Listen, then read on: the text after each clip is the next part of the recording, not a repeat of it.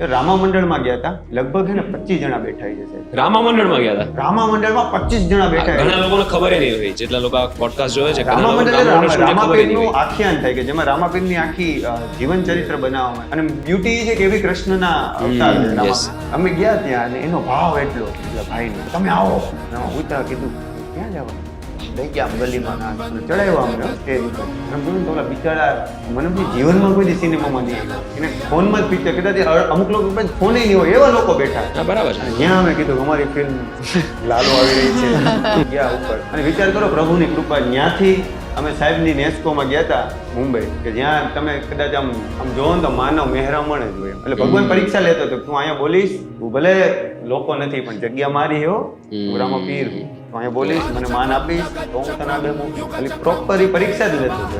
અમે બધે નક્કી જ હતું કે આપણે શું છે, આપણે પાસ જ થવાનું છે. અમે પહેલેથી કીધું એમ કે હાર તમે આમાં પહેરાવો, અમે તો જતા જ થયા. એટલે ક્યાંક ને ક્યાંક આ બધી વસ્તુ બી કદાચ વર્ક કરી ગઈ. બધી વસ્તુમાં ભગવાન ગોતી લે છે નહીં, એની અંદર જ ભગવાન છે. એ તેમણે ફિલ્મમાં લખ્યું છે કે વેરી વેરી વેલ સેડ યાર.